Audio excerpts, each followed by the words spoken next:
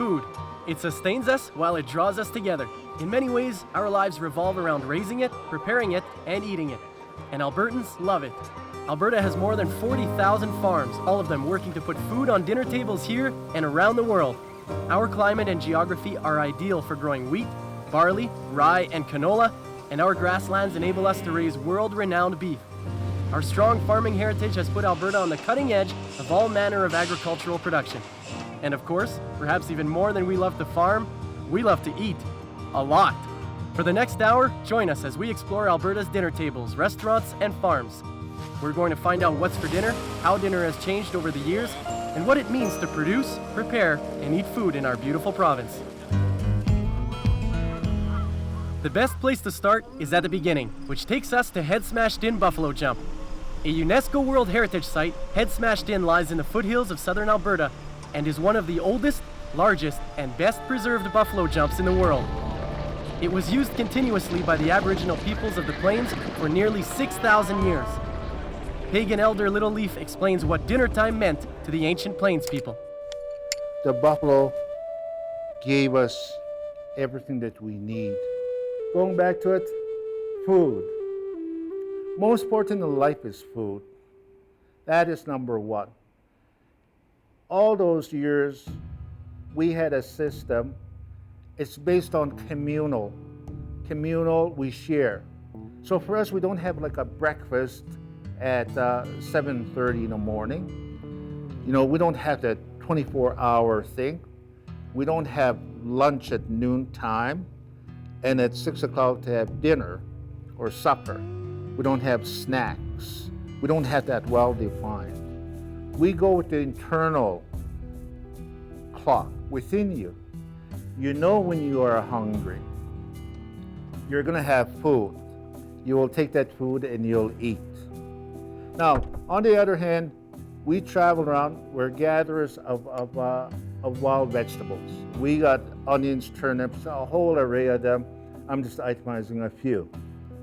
And then we got berries of all sorts. Like right here, we got raspberries, gooseberries, strawberries, chokecherries, saskatoons, name it. Just an abundance of berries. Hunters and gatherers, that's how we live. When pioneers came to Alberta in the 19th century, they brought agriculture, which quickly took hold and changed what people ate for dinner. The Ukrainian Cultural Heritage Village is a great place to get a taste of what dinner on a pioneer farm might have been like. Po-ukrainski, this evening meal is called večerya, but in English, supper, of course. We will make something for the main meal during the day.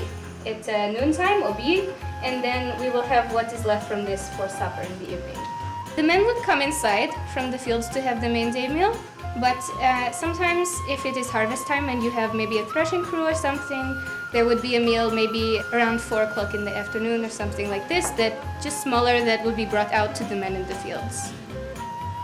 All ingredients we are growing on our own garden, in our farms, and if we use berries or something, then we will have to find outside. Борщ, beet soup, голубці, cabbage rolls, vegetable soup or potato, bread, salad, and what else? We're not having meat very often because it costs a lot more the animal. So on the special holidays we will have pork or sometimes chicken, but we don't really eat meat from the cow because it's too precious to have the cow for the milk, and then you can make butter and cream and all this. Farmers would prepare as many ingredients as they could, things like butter and fresh meat, then visit the nearest general store for whatever their own farms could not provide. We put the молоко in here, it's very nice to have because молоко is interesting, yeah? After a little while, it's go down and the smetana, the nice cream, is come out. So then you can let the молоко out, just put a little jug or something, and then you have the smetana already. And when you have the smetana, you can take you can put here into the masloveika, which is very nice to have too, because in old country we don't have this. You know what we do in old country? Mama, she give me the jar of smetana, and I go like this for half day, yeah? So it's very nice to have, because in Canada, life is so easy, you can just talk and make the muscle. When it's ready, we have the nice butter press here. You know, you have lines on this side and lines on this side, you know, cut out because, you know, people like to see the nice lines and everything so straight. So when we make it, it's exactly 1 pound of butter, yeah? And you know, sometimes when we have too much, we go to Smoky Lake and we sell for 10 cents a pound. You know, when in the area, you know, they come here for things they just need. So, you know, we have the soap, you know, the P&G soap, you know, but that is for washing clothes, you know, and the sunlight, you know, that is mainly for you know, washing hands. Yeah, 7 cents, you know, I think it is very good price for what it is, yeah? And you know, we have canned fruit, you know, and all of that is coming from British Columbia off the train. The cocoa, you know, you mix with a little bit of sugar, you know, it is nice to drink for when it is cold day like today, you know, and that is about 20 cents. And the baking soda, it is 13, and we have lard, you know, many things, most things, you know, people are needing what they can't grow at home, you know. Tato, he has garden out back as well, you know, for growing. When What's for Dinner returns, we'll look at the modern pioneer spirit in Alberta. I wonder what they're serving tonight at the Main Street Cafe in Nanton.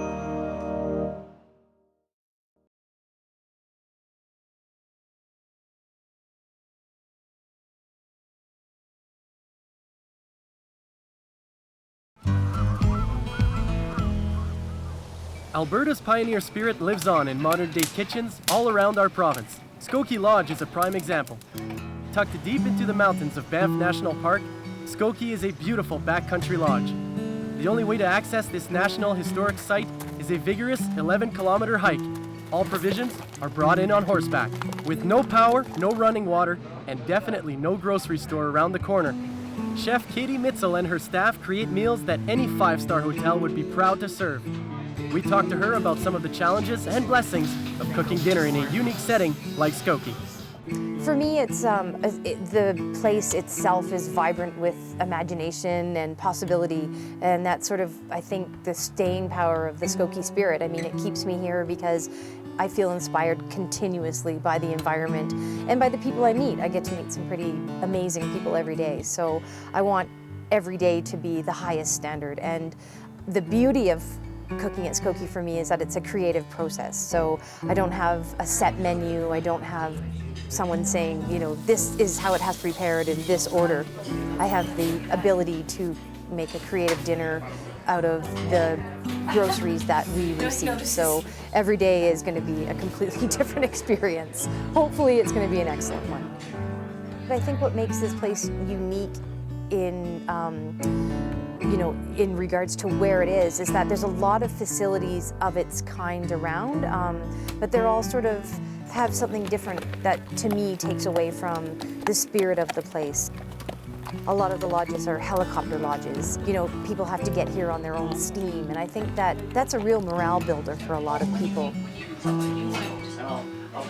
For them to have that experience is really incredible. I mean, they like, look what I did and look what the possibilities are. And I think that sort of is humbling for a lot of people, and it sort of creates bonds with strangers, and, you know, because they're all sort of a part of that adventure. And I think that's sort of at the dinner table, you see that continuity. They've shared a day hiking and now they're going to share a meal together. And so it goes right back to the beginning of breaking bread. You know, it's quite a beautiful thing to watch unfold. Lifelong friendships. I love vegetables. I love the colors and the, you know, just the seasonality of them. I love the idea of getting vegetables that are in season as opposed to taking things, you know, that are growing sort of out of the province and stuff. And Alberta is bountiful for that. I mean, it's amazing what this province has to offer. I'm able to, through my food ordering system, purchase tons and tons of our produce, all just from Alberta. There's a lot of people that come from Calgary, Edmonton, Hinton, Jasper, Lethbridge. It's endless.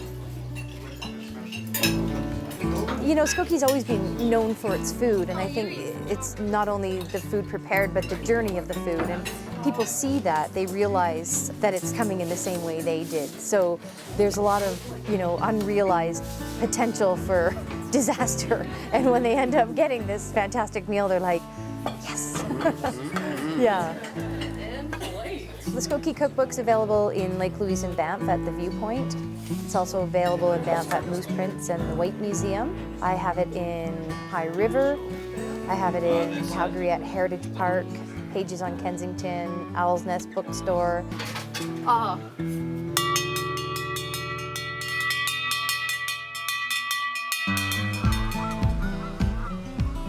Even though Alberta's pioneer spirit is strong, many of us are far removed from those days. However, the pockets where some pioneers settled have evolved into neighborhoods or cultural enclaves.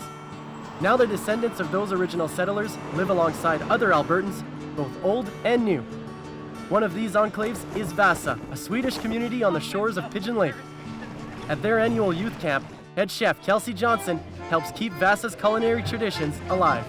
We are at Vasa Park, children's summer camp. Actually where I grew up.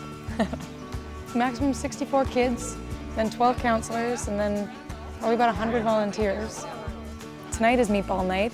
It's the traditional Swedish meatballs, the teeny tiny ones with the gravy, and the mashed potatoes, which are really, really common potatoes and everything in Sweden. And yesterday was pea soup and pancake day, which we all thought was made up. But then we had a Swede come this year and he's like, oh no, that's real. We do that in the army. I was in the army for 2 years. He's like, we do that all the time. That's traditional. So we're like, all right. We didn't make it up. Sounds good. But yeah, no, he was out there doing something. The biggest thing is the size. They've got to be really, really teeny tiny. Otherwise, the lady will like walk around and throw your meatball in the main meat tray and you have to re-roll the teeny tiny ones. We also have nutmeg, allspice, sometimes buttermilk and buttermilk bread to make it like really moist and delicious. And the gravy. I like to put coffee, the coffee gravy. Yeah, coffee's huge in Sweden too, so you throw in like some instant coffee in there or brew espresso, start with that. It's pretty good. Eating the reindeer and the elk there, that was a lot more common than here. You know, it was almost on most menus there. So I guess we just replace a lot more with the beef and the pork as opposed to the lamb and the goat and the weird northern ingredients. When we return, we'll explore the growth of Chinese restaurants in Alberta. But in the meantime, don't forget to dash out to the Big Moo in Sylvan Lake for a couple of scoops.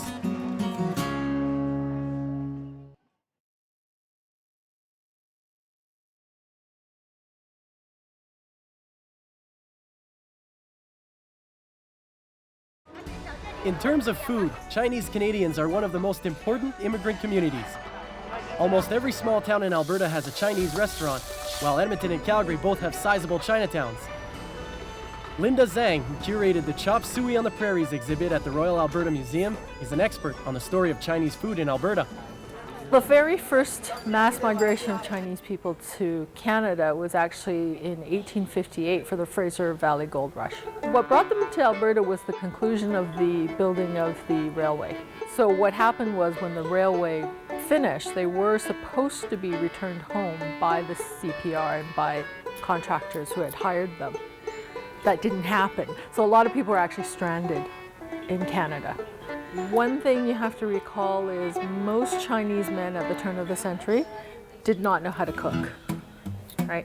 So they actually learned how to cook the Canadian way when they came to Canada because their job prospects were extremely limited in this earlier period. And so they were basically confined to being laborers or domestic workers, right? Houseboys, more colloquial called. So when they became houseboys, they had to be taught how to cook and clean the Canadian way, right? So the brave ones who sort of wanted to venture out and be self-employed, they took those skills that they learned as domestic workers and transferred that into running small hotels. And a lot of the small hotels, by default in this earlier period, also ran small restaurants. In this earlier period, it's a bachelor society. So again, you remember that most of these men didn't know how to cook and clean for themselves. So the few of them who maybe had some cooking skills or thought they had some cooking skills would open small eateries in the urban centers, primarily to feed this laboring community.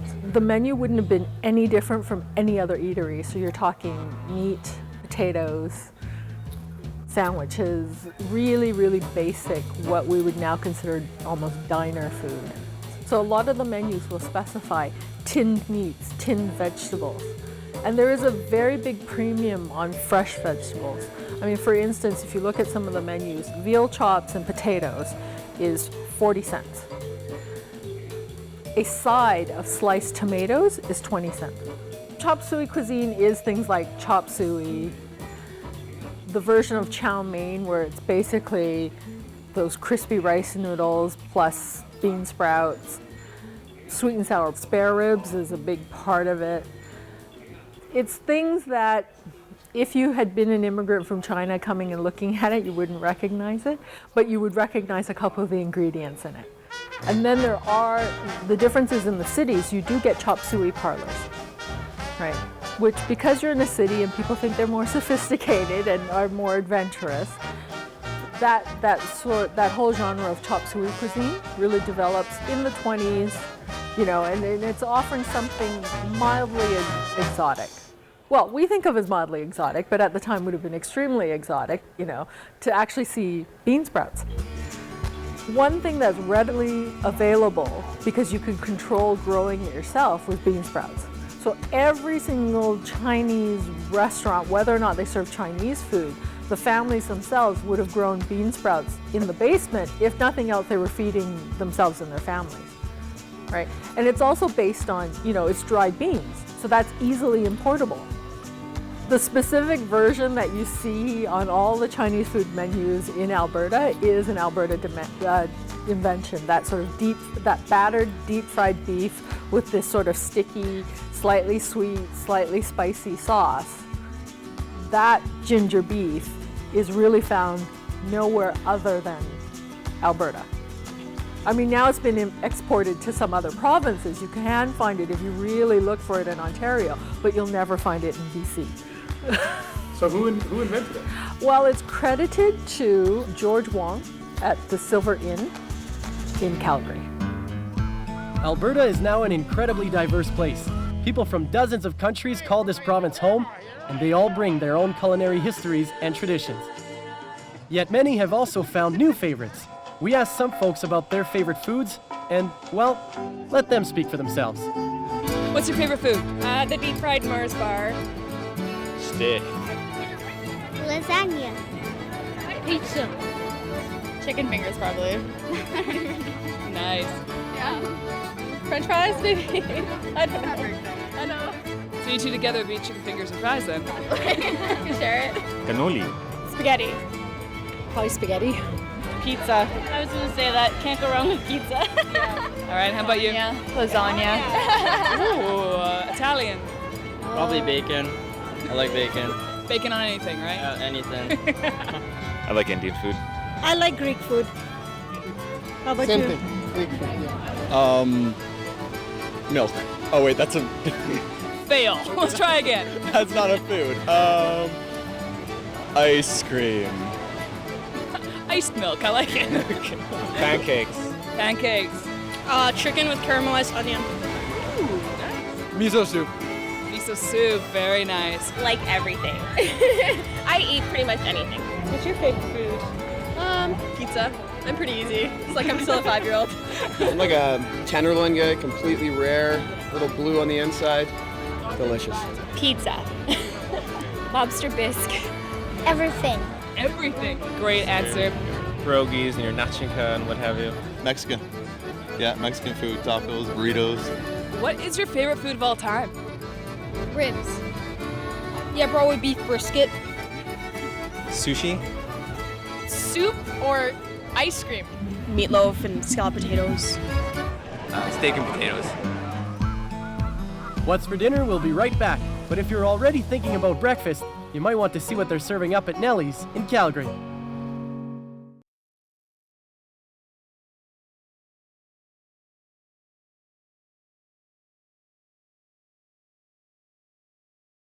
Food is now distributed in such a way that many people never get a sense of how that food is grown or raised, or what life is like for the farmers who produce it.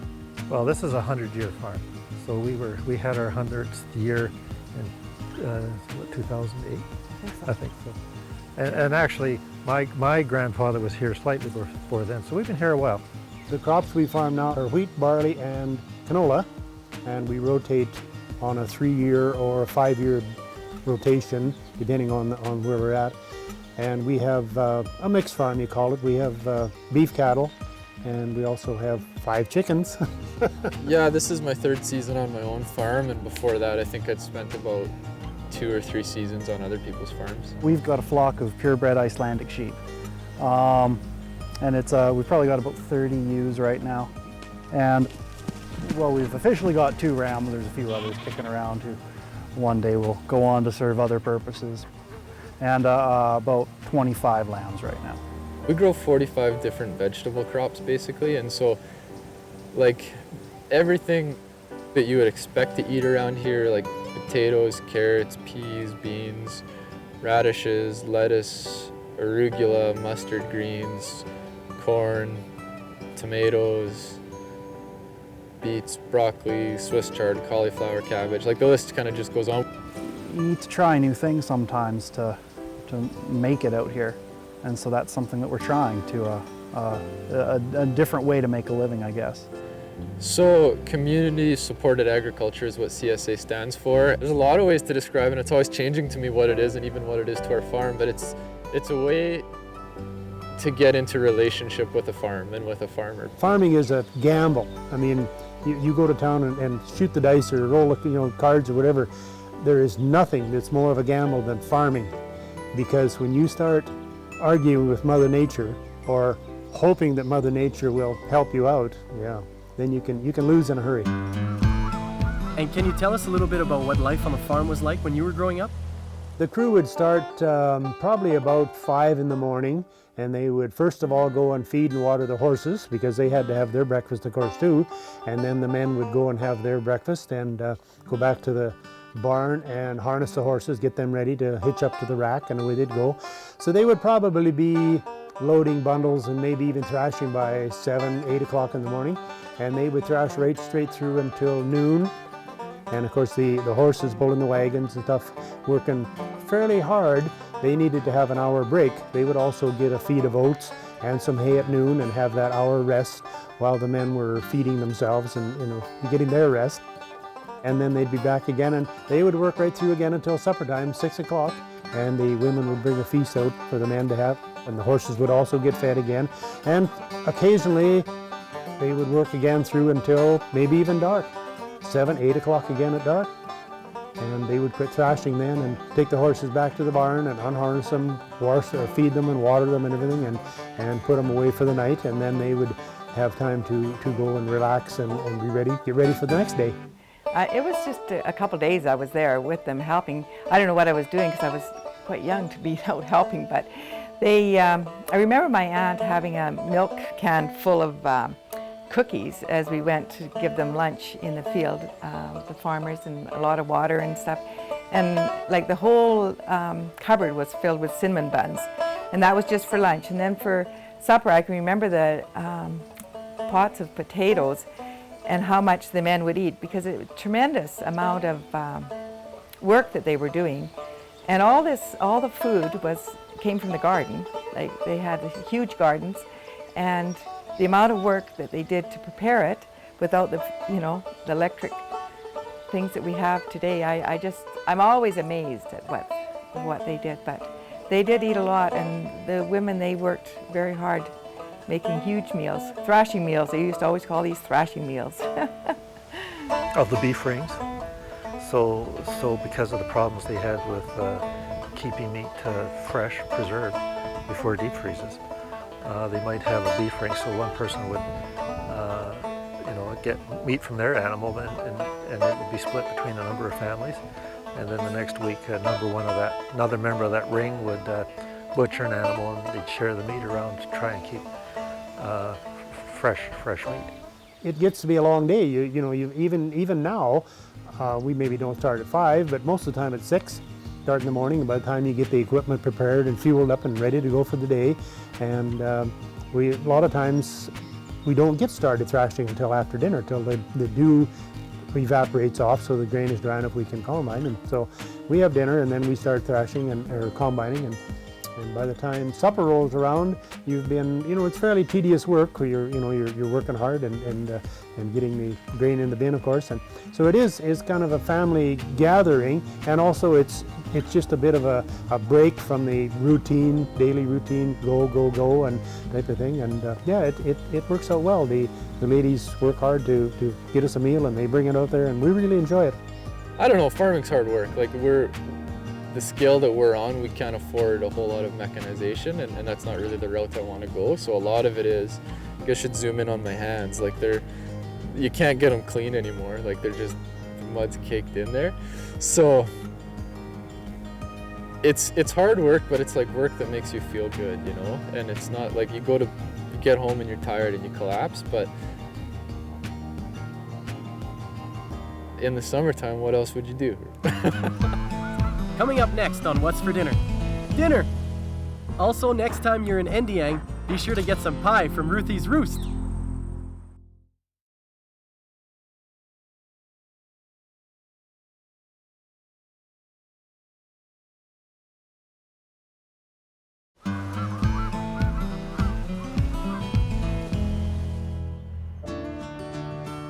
Alberta's most famous dinner item is Alberta beef.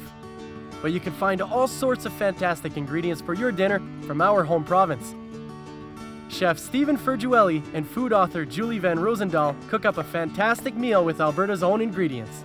I thought I would make a classic beef stew today. Just something that you can use any number of cuts of beef. You can use whatever vegetables are in season. It can be fancied up with red wine and fresh herbs, or you can use a can of beer. You could use tomatoes, or any kind of liquid can be used in a braise. So it's really simple. It's something that you don't really need a recipe for. Once you've made it, you can just do it. I'm going to be making a seared New York strip steak, and that's going to be served over a barley risotto with some fresh roasted vegetables. I've got a couple pieces of blade. This is top blade steak and a blade roast, which I've cubed. These are really tough cuts of meat. You couldn't throw this on the grill and have a really tender steak. So this is a kind of meat that they often call a simmering steak or a marinating steak, and you need to cook it for a long, slow cooking time. So braising is perfect. Here is a steak from Sangudo Custom Meats. I'm just going to season it up well. I'm going to heavily season this because it's going to lose quite a bit from here to the pan. I love cooking dishes that cook all in one dish. Minimizes dishes, and you maximize all the flavors. And I love cast iron that you can just throw everything in, get nice crispy bits in the bottom. Oil should be nice and hot.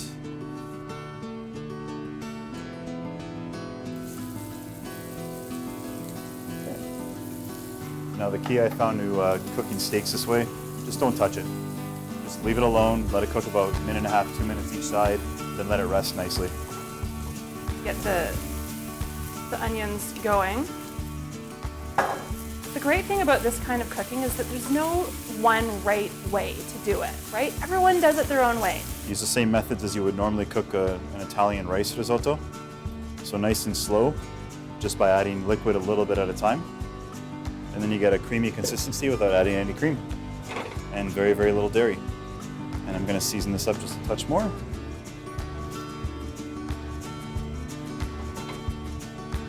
And just a little bit of vegetable stock as well.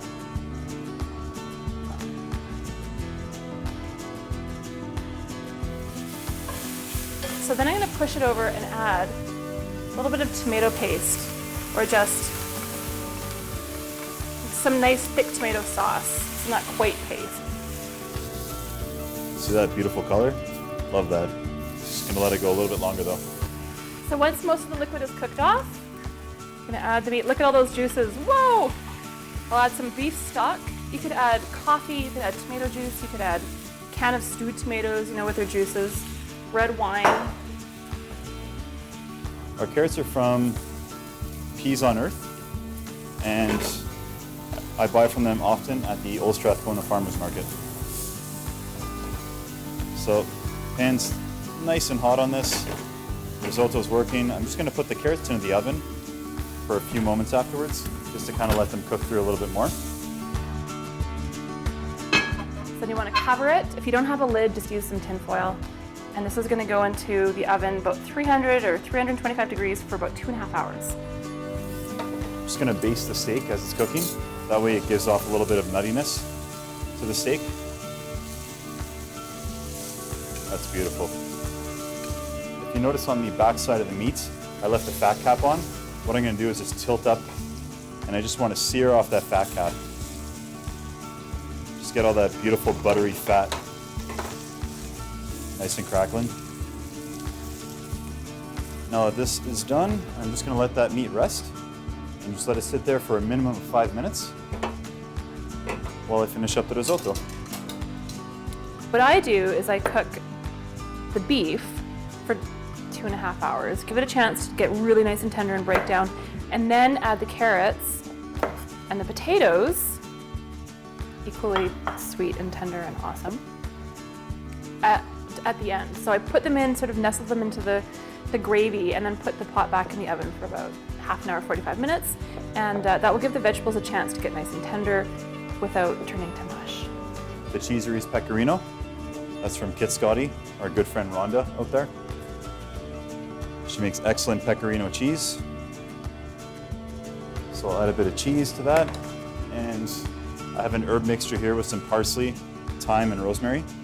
And the rosemary is actually grown just out in front. I'm gonna stir in the carrots and the potatoes, but really any veggies that you like, you know.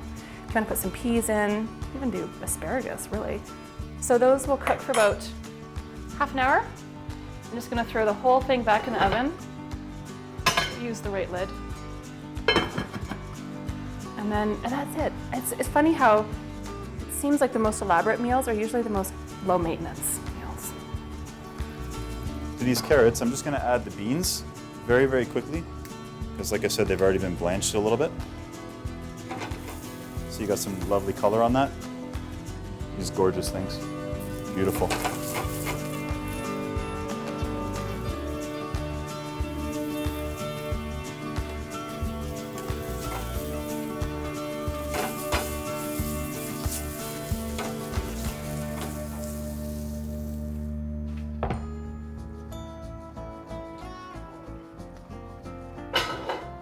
There we go. So that's cooked for a few hours altogether. You can see how the meat is just super, super tender. If I stir it up too much, it'll start to fall apart. While the risotto's working and the steak is resting, I'm just gonna heat up the sauce. Now I did a reduced veal stock, and then from that I added Saskatoon berries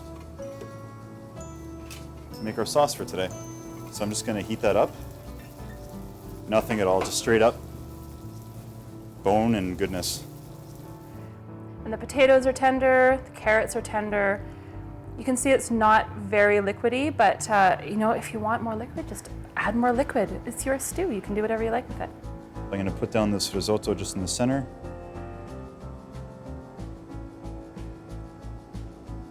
You can just smell the rosemary coming off that right now. It smells amazing.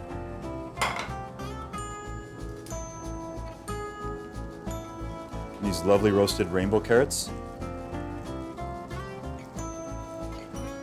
Now I'm going to take this meat and I'm going to just slice it on a bias, and then I'm going to fan it over this so you can see just the crackling top there. It's beautiful.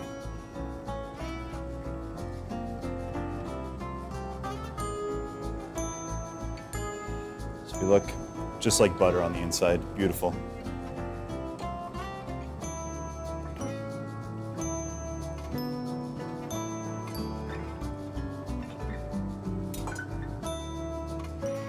If you want to add a little bit of flourish at the end, this is very chefy, I realize.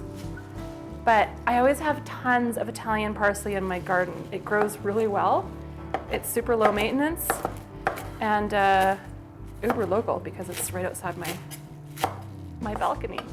So you can just, you know, scatter some fresh parsley on top, stir it in, or just leave it on top and bring the whole pot to the table. And that way you get a little bit of leafy greens in there too. Everything is so rich and creamy. A little bit of these chili pickled zucchinis would just go really nice on top. Just to finish this off, just a little bit of this Saskatoon demi.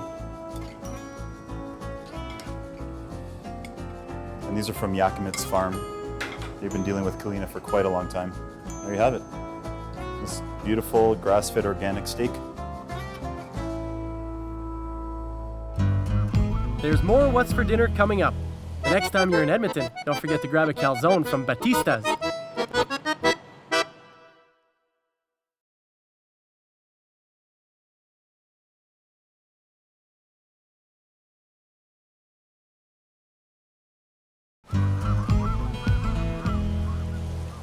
What is it that makes Alberta such a special place to cook and grow food? Some of our farmers, growers, and chefs weighed in. I don't really know because I've never, I've often thought it'd be nice to go on some of these ag tours and experience what other countries and other, provinces, states or whatever do. But as far as farming in Alberta, I don't think that there's a better place to farm, right here. I mean, I guess it's whatever you're born into, whatever you're raised like, and the operation. Now, you go to southern Alberta where there's irrigation, something, different style altogether, and people grew up with that, and that's what they like, that's what they know. This is what I like, and this is what I know. I think for a chef to find their comfort zone, they need to define what kind of cooking they really, truly enjoy. What makes your heart sing? I always say it's unique in that you don't have a boss. You don't directly have a customer. I see a lot of opportunity because I see a lot of restaurants are up and coming. There's a lot of new activity. There's places starting up all over the place. We have a place like Three Boars where Braden just makes this exceptional food, which seems to have found its own little niche market here. And those kind of restaurants are things that keep chefs like us inspired, to keep creating new and exciting dishes. And like I mentioned before, it just seems like Calgary and Edmonton specifically are really pushing a fresh new scene. Something different. You have different varieties of food available, exceptional beef, everything.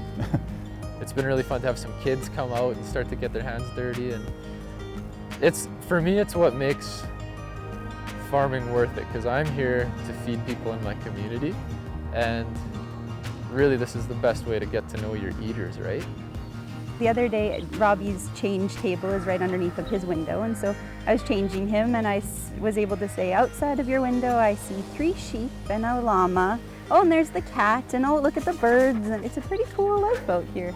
It's exciting. I think it'll be fun for a little boy running around. So as a cook, and as an eater, more importantly, you can taste the difference between food that's in season, that hasn't spent days on a truck getting here from Mexico or wherever. It just, when you eat a real strawberry or a real tomato, it's a completely different experience. And you hear chefs all the time say, start with good ingredient. My father always stressed to me the importance of good, fresh, honest food. Food was never adulterated in the kitchen either. It was just prepared freshly and simply, and I really learned to appreciate it that way. So coming here and specifically working at a place like Kalina, where our chef owner, Brad, really encourages that sort of thing, it's an easy shoe-in, and it's just something I can use to express, my love of food through something simply that, somebody sitting here will just really get it. They'll see the plate and they'll just understand what I was doing. Things like the 100-mile diet are both, I think, going to save the family farm and also going to supply a future generation of agricultural producer, because I run into a lot of urbanites that find out that I'm a farmer and think it's absolutely fascinating and want to get involved and want to learn more, and they want to come to my farm, and I usually tell them no, because we're not sort of a tourist farm. There are tourist farms, and they do a very good job of that. A friend of mine in Ontario about 6 years ago, he's like, farmers are the new rock stars. And I was like, farmers have to be the new rock stars, let's do it. And then I came to Alberta and people were like, farming? Totally laughing at you. And not that farmers are rock stars yet, but I think that the fact that farmers are kind of starting to gain a little bit of respect amongst just the average eater, I think is indicative of people starting to think more about their food and caring where it comes from. I love supporting farmers markets where the truck pulls right up, and they open the back, and the food still has the dirt on it, and it has so much more flavor when it's in season and when it's local, because it doesn't have travel miles to go to reach your plate. Basically in Edmonton, people want to know where food comes from, and I like to tell people this is where it comes from. If I can't tell you where it comes from, then I'm not going to bring it in. You're really independent, and maybe that's why farmers are somewhat so eccentric. I think one of the benefits to my situation right now and to where I am are the relationships I've developed with the people that I deal with. The producers. With the producers, between the cheesery or Gull Valley, or as I mentioned, John from Gold Forest Crane. It's honestly such a dear pleasure to get to know them because they want to establish a real relationship with you. And I find that really makes the job more fun because they'll come by here with their product, we'll talk a little bit here and there. It's a great environment to be in. When you can talk to the people, you get exactly what you want. They're happy to give you their product, you're happy to use it. I think in farming, you either have to win the lottery or be born into it, which I guess is sort of winning the lottery in another sense of the word.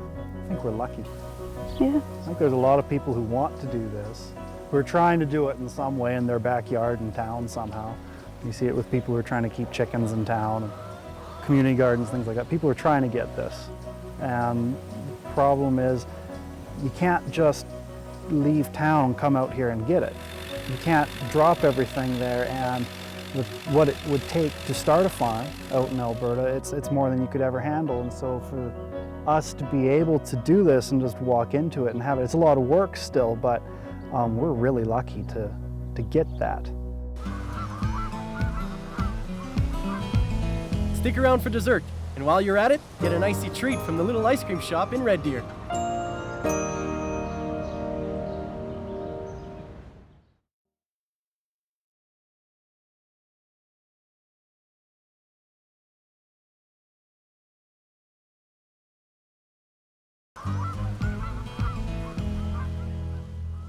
Alberta is a special place to have dinner for many reasons.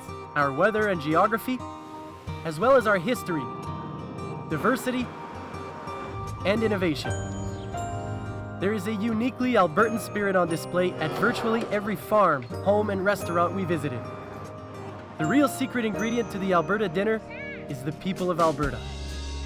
Their passion, knowledge, and friendliness were both inspired and inspiring. We hope they leave you inspired as well, with only one question remaining.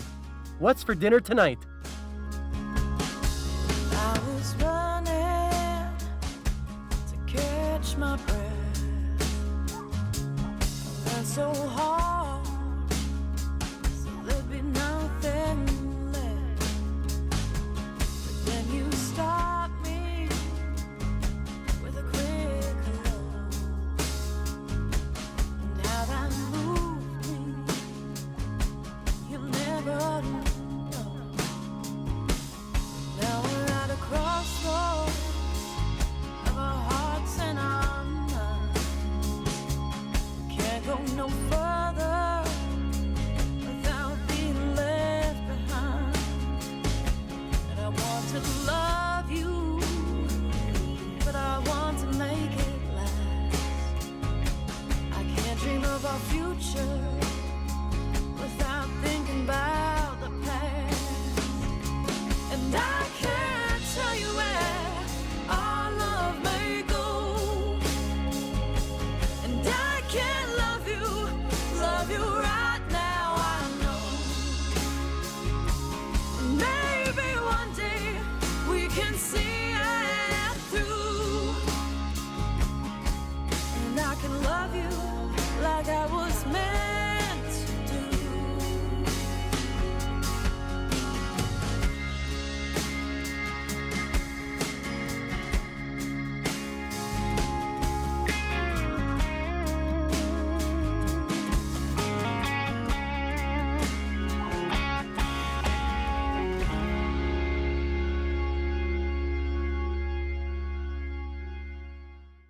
Alberta boasts a big blue sky, fresh mountain air, and some of the best food producers anywhere. From our world-famous beef to our well-loved pork, from spiced Gouda to cream cheese, with canola oil, grains, chicken, eggs, and turkey in between. Albertans are producing an amazing range of really good food. Taste Alberta serves up information to help you serve Alberta food every day. We are a working group of advisors and partners that connect you with the facts about Alberta food and help you explore the amazing range of products available right here at home. Learn more at tastealberta.ca.